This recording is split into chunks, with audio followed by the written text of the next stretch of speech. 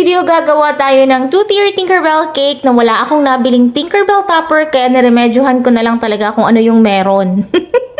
Hello mga mi! Good morning! Medyo matagal-tagal din ako nawala sa eksena mga mi, kaya ito, pinipilit ko talagang bumalik sa eksena. So, ayan mga mi, no? So, nakikita nyo, nag-brush lang ako ng yellow-green frosting dyan. Parang neon green nga siya.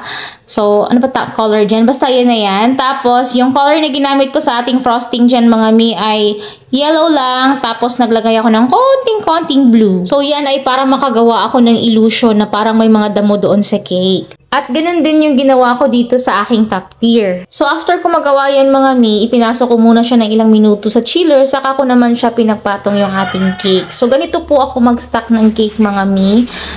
So tatlo lang yung ginamit kong pang support dyan sa ilalim natin mga mi, at saka isa sa center. Pero kung malami. Nabulol na. Kung marami akong nilalagay na topper mga mi, din ang ginagawa ko yung 4 or 5, ganun. Pero itong mga mi, wala naman masyadong topper to sa ibabaw. So, tatlo yung ginamit ko. Tapos, naglagay ako ng barbecue stick dyan sa gitna ng ating dowel mga mi. At kasing taas lang yan ang ating cake. At ayan na mga mi, tapos na siyang maipasok sa chiller at inilabas ko na naman ulit. O, diba? Ang bilis. So, ayan, ipinagpatong na natin yung ating cake. Ganito talaga ako mag-stack ng cake mga mi. Ewan ko mga mi, mas gamay ko tong ganito na way kasi. Next niyan mga mi, dito na tayo sa pinakagusto kong part, ang paglalagay ng mga details. So, 'di ba? Dahil ibig sabihin yan mga mi, malapit ka nang matapos. Kapag nagdidikit-dikit ka na ng mga ganito, nako mga mi, konting kembot na lang tapos na yung ating cake. So, sa mga flowers na yan mga mi, at saka yan sa butterflies, hindi ko na napakita paano ko ginawa yan. May mga cutters naman kasi yan mga mi, may mga plungers yan. Plungers pala, hindi plungers.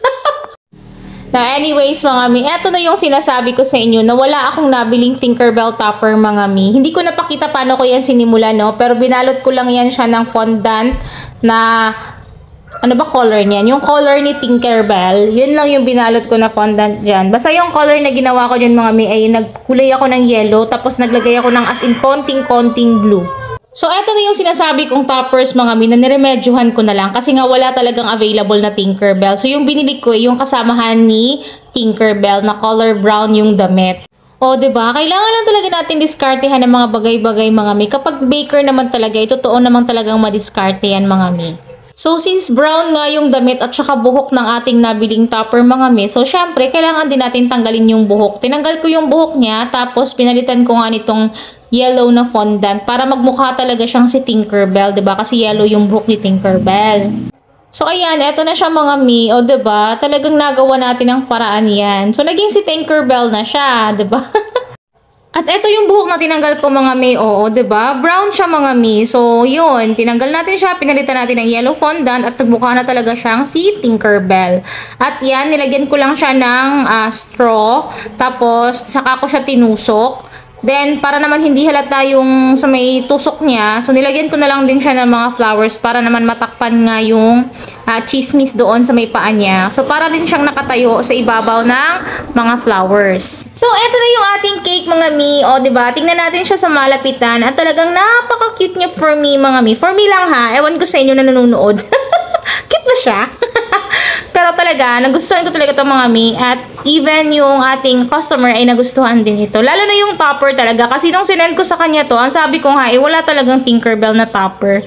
Tapos nagulat na lang sila nung isinend ko na Tinkerbell na siya. Kasi nga ginawan ko ng paraan. Ginawan ko ng damit na fondant. Para naman magmumukha talaga siyang si Tinkerbell. Pati yung buhok binago ko mga mi. O, diba?